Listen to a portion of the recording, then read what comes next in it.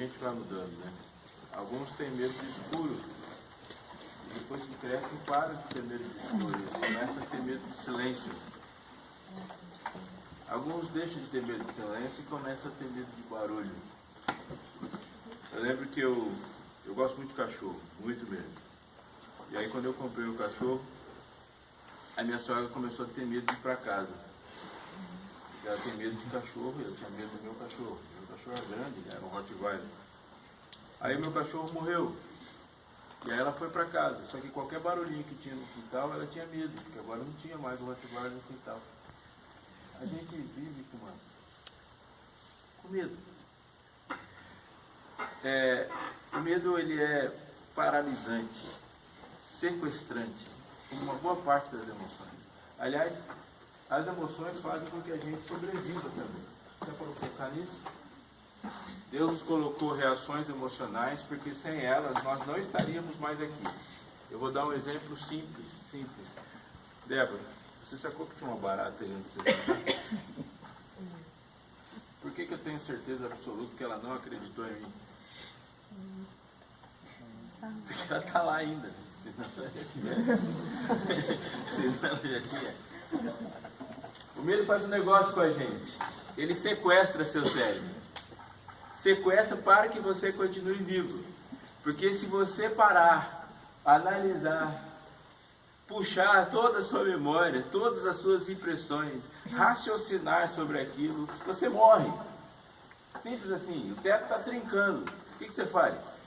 Dá um pulo e sai daí, porque o medo sequestra seu cérebro para que você não fique projetando, conjecturando sobre as muitas possibilidades como o raciocínio faz. E ele faz isso mesmo, é uma descarga de hormônio tão violenta que muda o funcionamento do nosso corpo. Você com medo tem os ouvidos superativados em detrimento dos olhos que enxergam mal. Dá para pensar? Você pisa numa folha seca com medo e aquilo é o som de um terremoto. Mas enxerga mal, porque a sombra de um gato, quando a gente está com medo, é o tiranossauro, dá o mesmo. Com medo a gente enxerga super mal, ouve super bem, e aquilo que estava nas mãos se concentra energicamente nas pernas por uma razão óbvia. Que é vazada. A raiva faz o contrário. Uma pessoa com raiva enxerga super bem, tanto é que a concentração sanguínea nos olhos é muito mais acentuada. Se a pessoa com raiva fica com o olho vermelho. E ouve super mal. É por isso que uma pessoa com raiva grita, fala alto, porque ela não está escutando. Já tentou conversar com alguém com raiva? Aí você fala para a figura, você está gritando. Não estou gritando! Ele não está se escutando. E aquilo que estava nas pernas vai para as mãos, né? Por outra razão tão óbvia quanto. Porque a raiva não é fugir. A raiva é lutar. Eu estudando sobre isso, descobri que uma das paixões, aliás, uma das emoções, já falei que ia falar, uma das emoções mais violentas que o ser humano sente é a paixão. A paixão, isso é tão decepcionante, né? Mas a paixão é hormonal. A paixão é uma desgraça. A paixão é uma coisa muito chata. Curte paixão? Paixão é chata. Todos os micos que você paga na vida estão condicionados aos seus momentos de paixão. Paixão é igual moda. Sabe aquela moda do Restart, lembra? É igual ex-namorados aí. Você olha para a foto depois de algum tempo e fala, não acredito que tive coragem. A mesma coisa, a mesma frase você fala para ex-namorado. Cara, como que eu tive coragem de fazer isso? A paixão faz isso. Porque a paixão é tão violenta que ela também te sequestra o cérebro. Porque se você ficar pensando muito, você não casa, né? Fica ela assim. Um ser humano não suporta 3 anos de paixão. Ele morre. Morre. Ele é devastador. Interessante das emoções, que as emoções foram feitas para passar. Por isso que chama emover, emoção. É para você tomar uma ação e aquilo tem que passar. Se a raiva não passar, é o sinal que você está pirado. Se o medo não passar, é patologia. Se a paixão não passar, você perde emprego, perde família, perde tudo. A paixão tem que passar. E as emoções têm que passar. O problema são aqueles medos que não passam. Vou te dar um segundo para você pensar o seguinte. Do que você tem medo hoje? Todo mundo tem sempre. Tem medo de quê? Você tenta fazer uma lista das 5 coisas que mais que te apavoram hoje, que tem medo. E às vezes nessa fase da vida a gente não fica tendo medo das coisas que tínhamos medo quando éramos crianças. Os nossos medos são muito mais profundos. E se você pegar essa lista sua, eu vou te dizer uma coisa sobre essa lista. Essas 5 coisas que você pôs, às vezes você coloca 10 ou uma só, são exatamente aquilo que você perdeu na sua vida. São 5 vilões que estão sequestrando a sua vida. A lista dos seus medos é a lista de coisas que está impedindo você de ter uma vida plena. São todas as coisas que, se você não vencê-las, você vai passar a vida e elas vão roubar essa parte da sua vida.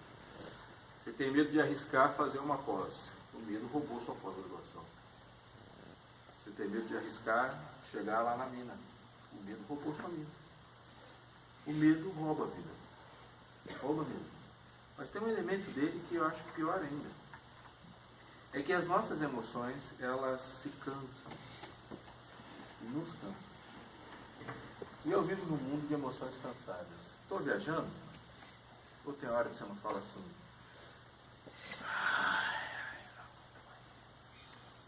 E tem uma coisa das emoções cansadas. As emoções cansadas nos traem muito.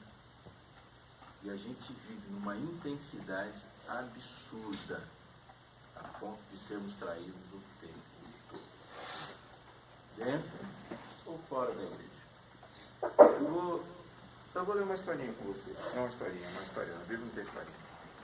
Está lá em Mateus capítulo 14. E vai olhando isso aqui. Evangelho de Mateus capítulo 14. Se você já achou e a sua Bíblia tem subtítulo, tem negrito aí, logo de cara, no capítulo 14, do que se trata?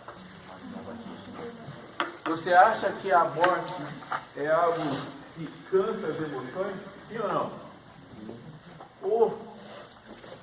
Me lembro do ano passado, eu estava lá na Igreja Central de Arthur e nós passamos as 40 madrugadas orando, nos preparando para a Semana Santa. Fizemos 10 dias de oração, agora fizemos aqui, e todos os dias, 5 da manhã, estávamos na igreja orando. E eu saía da minha casa, aqui em Arthur, ia para a igreja, saía da igreja, ia para Piracicaba, onde meu pai estava internado, passava a noite inteira com meu pai internado e voltava e vinha para cá para a faculdade. Trabalhava o dia inteiro, dormia naquela noite, porque meus irmãos revezavam comigo, a próxima noite era ir para o hospital. Mas eu estava no hospital com um paciente terminal, cujo câncer já tinha chegado no pulmão, então era a noite inteira escutando esse barulho aqui, ó. Eu aparelhinho conversado, toda noite era, acho que é agora. Isso foi muito bom. No dia do início da Semana Santa, ele morreu. Sábado de manhã. Eu peguei o telefone e liguei para o pastor, gostaria de lhe dizer que hoje eu não vou pregar, meu chefe, o pastor João Batista. Isso foi abril, maio, junho. Quando chegou no final do ano, não havia emoção mais, porque elas estavam esgotadas e as emoções sabotam. Aqui tem alguém que participa, que tem uma expectativa e que sabe de alguém próximo de Cristo, era primo dele e morreu. E esse luto pegou os discípulos em cheio, mas deu no meio. Ainda mais pela forma como ele morreu. Quando o João Batista morreu? Pense em você, Pedro. Está ali, os 7 discípulos de Jesus. Você viu o que aconteceu com o João Batista lá?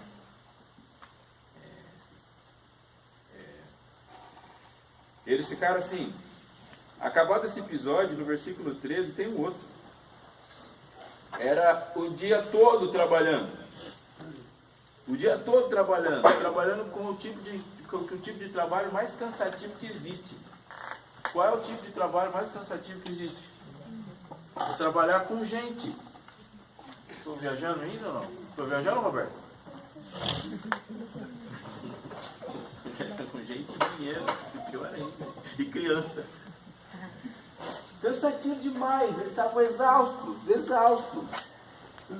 E aí acabou tudo isso. Eles comem, versículo 22. Logo a seguir, compeliu Jesus os discípulos a embarcar e passar adiante deles para o outro lado, enquanto ele despedia as multidões. E despedidas as multidões, subiu ao monte a fim de orar sozinho. E caindo a tarde estava ele só. Entretanto, o barco já estava longe, a muitos estádios da terra, açoitado pelas ondas, porque o vento era contrário. Na quarta vigília da noite, ou seja, estava quase perto do amanhecer do dia, foi Jesus ter com eles como? Andando sobre o mar. Se todos os elementos que podiam criar essa catástrofe emocional já estavam ali juntos, há alguns aqui que estavam faltando. E aqui eu queria falar sério com você. Você tem janelas da alma, numa expressão que Ellen White usa. E muitas vezes eu posso pensar assim, mas isso aqui não tem nada a ver. Não tem nada a ver porque você racionalmente está batendo o olho e acha que não tem nada a ver. Mas no primeiro momento emocional da sua vida, aquilo ali vai te assaltar. Nós olhamos, nós ouvimos, nós participamos, nós tocamos coisas que você vai bater o olho e vai falar assim, eu não creio nisso. Isso não é real, isso não está me afetando. Até você chegar no primeiro momento de instabilidade emocional em relação àquilo. E aquilo vai te assaltar. Vou falar de novo. Eu vou dar um exemplo. Você assistiu um filme na TV. E alguém chegou para você e falou assim, olha, é melhor não. Mas eu não acredito nisso. Eu estou só me divertindo. Não tem problema. Você está olhando para aquilo, vai falar assim, tudo de boa. Mas quando você estiver instável, aquilo te assalta. Os discípulos criam fantasma? Sim ou não? Não. Tem alguma referência a isso na literatura judaica? Tem alguma coisa referência a isso no Antigo Testamento? Aquilo é cultura popular? Sim ou não? Não há nenhum ponto para se apegar sobre isso. Mas de alguma forma, nesse mundo aqui, que está imerso numa cultura grega, aquilo entrou no ouvido dele. E em algum momento ele ouviu isso. E não foi Jesus que falou. Meio da noite, com muita chuva, muito vento, muita onda e muito medo, eles olharam para uma figura disforme lá longe e eles estavam morrendo de medo. E o medo faz o que com seus olhos? Você enxerga super mal. E o barulho das ondas era assustador. E lá atrás tinha uma figura. E agora você tem que dar nome para aquela figura. Qual é o nome que ele dá? É um fantasma. O cérebro olhou, raciocinou e falou, não tem nada a ver isso aqui. No primeiro momento de estabilidade, tem que saber. Olhar de longe e com medo o olho não vê direito. É um fantasma. Agora imagine 12 homens, tudo barbudo, tudo forte, tudo dentro do barco. E tomados de medo, gritaram, meu sonho é uma Bíblia com emojis. Versículo 26, qual é o emoji do 26? Todo mundo gritando. Mas Jesus imediatamente lhes disse. O que ele disse? Tem de bom ânimo? Sou eu? Não tem mais. Não se esqueça. Olhe para o relato. Jesus estava perto ou estava longe? Ele estava longe. Estava longe, mas eles escutaram Jesus. E Jesus sabia que naquela hora não era hora de acenar. É hora de dizer que se ele fizesse um aceno, é fantasma. Jesus abre os braços e fala. Ele diz, sou eu, não tem mais. E agora começa a parte extraordinária da história. Respondendo-lhe, quem vai responder primeiro? Pedro lhe disse a frase mais importante que um ser humano pode dizer na sua vida se ele estiver desafiado. Anota essa frase aí. Grife essa frase. Tweete essa frase. Decore essa frase. Borde ela no pano de frente. Respondeu-lhe Pedro e disse, se és tu, Senhor, manda-me ir ter contigo por sobre as águas. Amigo, se você esquecer tudo que eu falei, esquece aqui. Essa é a frase mais importante que um discípulo pode dizer na sua vida. Se você está com medo do desafio na sua frente, você tem uma pergunta para fazer. Senhor, é você? Porque se é, manda eu ir com você. És tu, Senhor. Se és tu, manda-me ter contigo. Você vê que você não tem forças diante das coisas que se levantaram diante de você? Só tem uma pergunta para fazer. És tu? Se és tu, manda-me ter contigo. Você olha e não sabe qual caminho a seguir. Só tem uma pergunta para fazer. Senhor, é você mesmo? Porque se for, eu vou. Pedro olha e falou, és tu, Senhor? Se for, eu vou. Porque se Jesus está no barco, o que é que você tem que fazer? Pula dentro do barco. Agora, se Jesus não está no barco, qual é a coisa mais inteligente que você tem que fazer? Sai do barco. Mas aqui é um negócio, né? Mas Jesus não está no barco, mas ele está andando em cima da água. Não importa. Se Jesus está andando por sobre a água, e ele não está no seu barco, pula. Pula. Não importa onde Jesus esteja. Se ele não está onde você está no lugar errado. Se Jesus não está no barco, você tem que sair. És tu? Se és tu, eu vou sair daqui. E o que Jesus responde? Vem.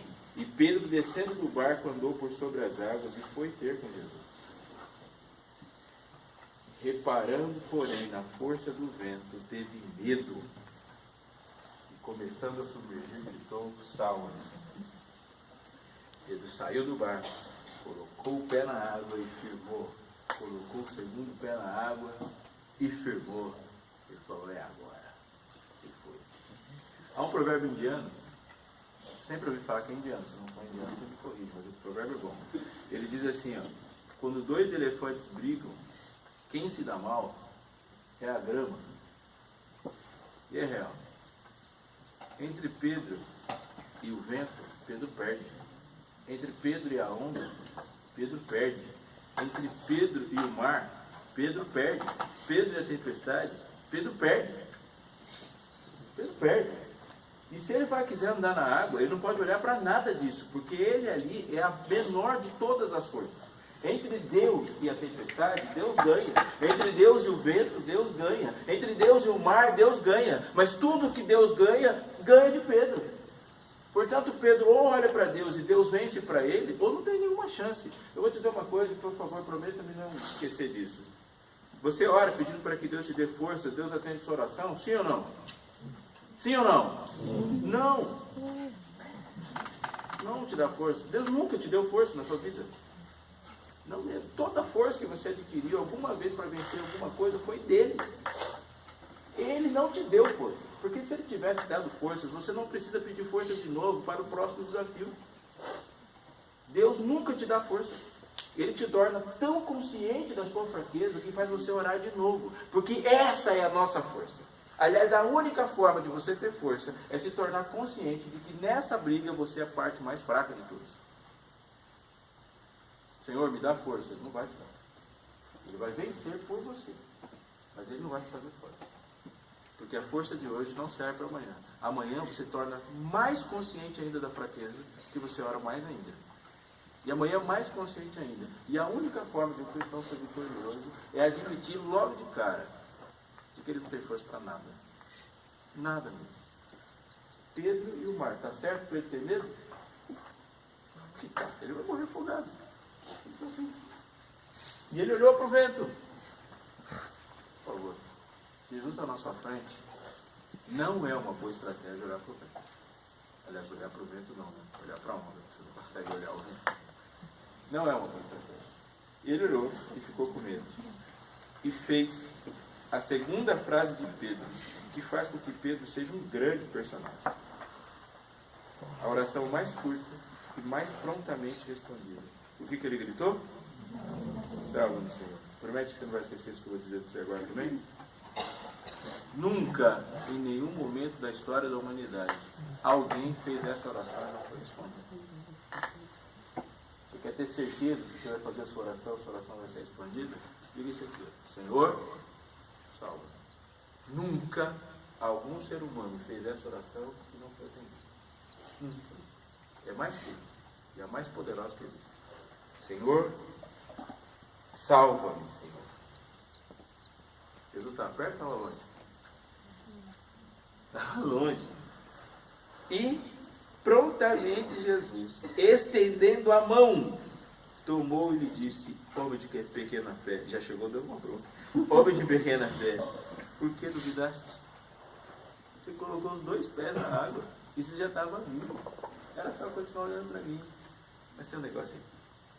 A fé de Pedro falhou? Sim ou não?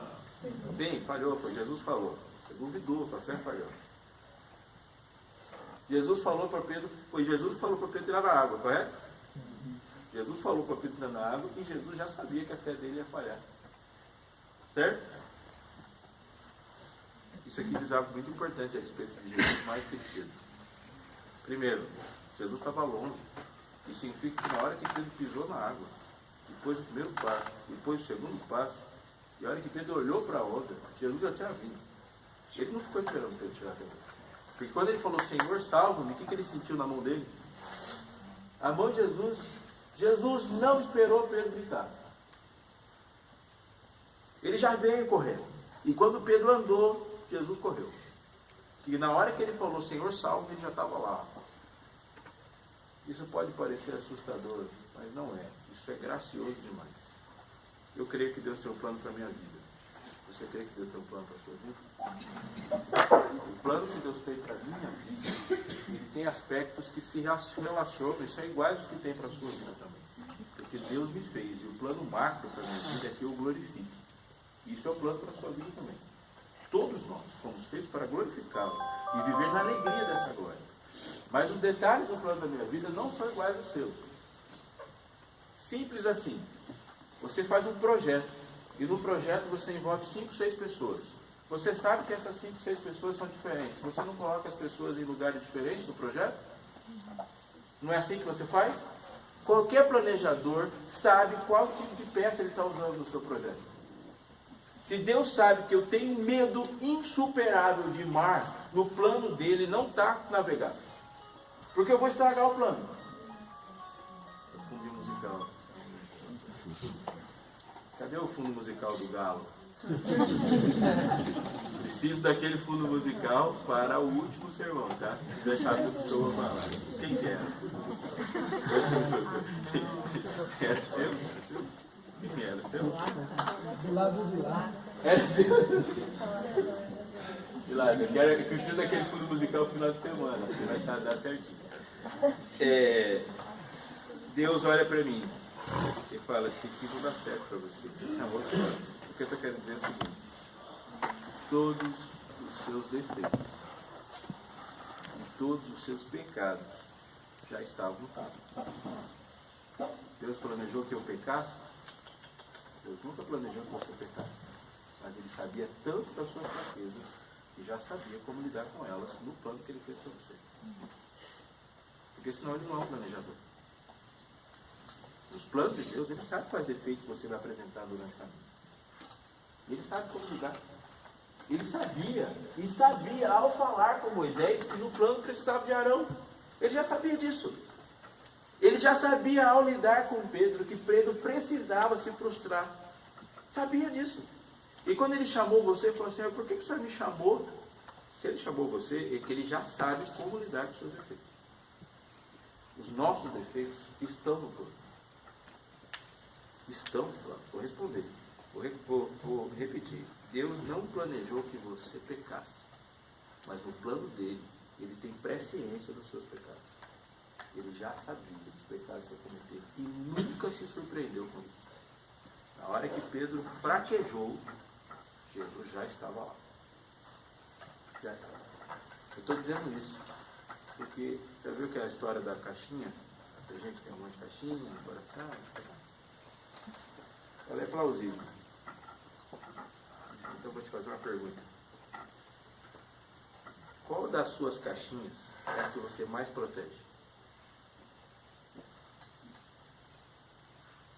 A gente teve, os homens teve as caixinhas do nada, né?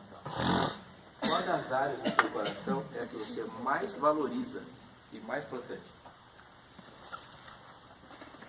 Eu vou falar qual é. É a caixinha onde você guarda todos os seus pudos. É ali que você protege. E se eu chegar para você e te fizer um elogio sobre uma coisa que você sabe que você faz bem, a nossa amizade não se abala. Mas se eu passar perto da caixinha onde você guarda as coisas, você vai reagir igual um bicho.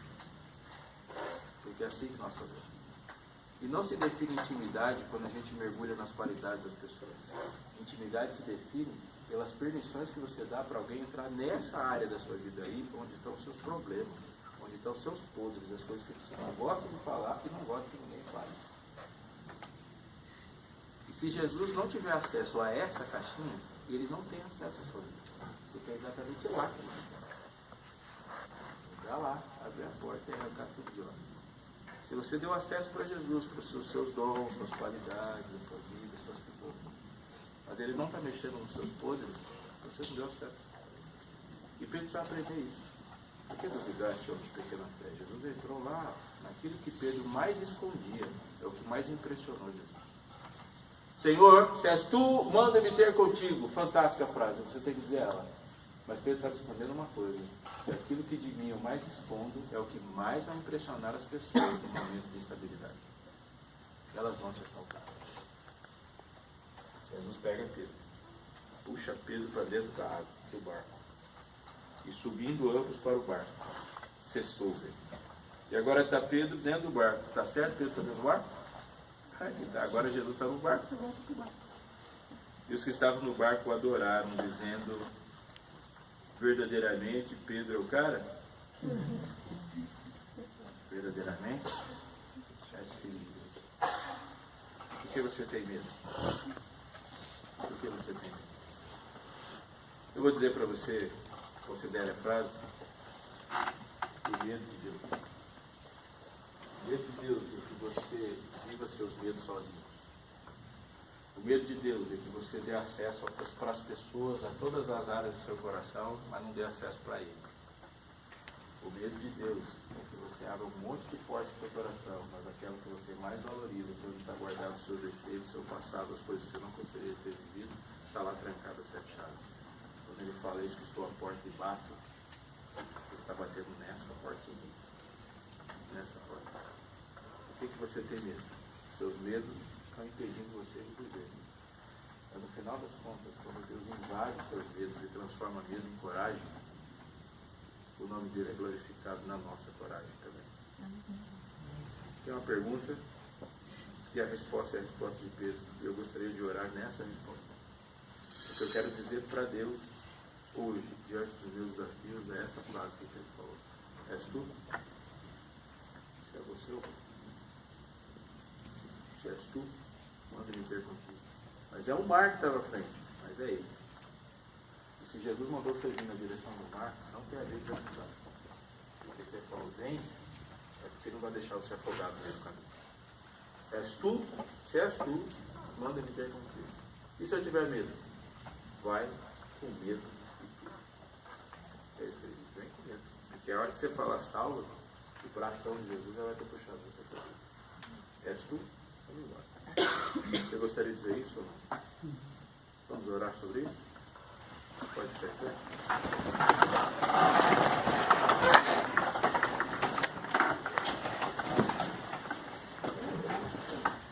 Senhor, nosso Deus, nosso Pai, às vezes a nossa vida é como se os aparelhos todos estivessem mentindo para a gente sente isso às vezes. Às vezes o céu está todo azul, mas a aparelhagem está dizendo que é uma catástrofe pela frente, porque as nossas emoções nos sabotam, nos enganam. Há tantas informações vindo, Senhor, de todas as direções.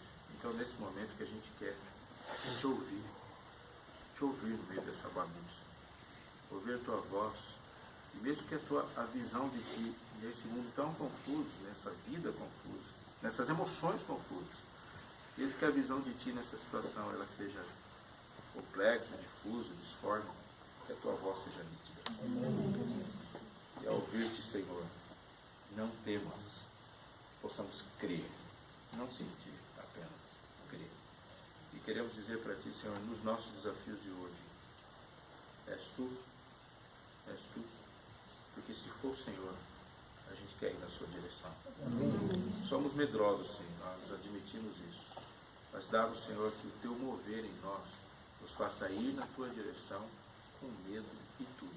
Porque os nossos medos na tua mão te glorificam. O que temos de defeito e de pecados, quando colocados nas suas mãos, te glorificam. E que no final da nossa história, que a exclamação de todos que veem as experiências que passamos contigo possam dizer o que disseram ao ver Jesus tratando Pedro. Verdadeiramente, tu és Deus. Que sejas, Pai, verdadeiramente Deus, claramente manifestado na nossa vida. Nos dá um dia nessa sua companhia, Pai, que nenhuma circunstância hoje nos encontre separados. Em nome de Jesus. Amém. Amém.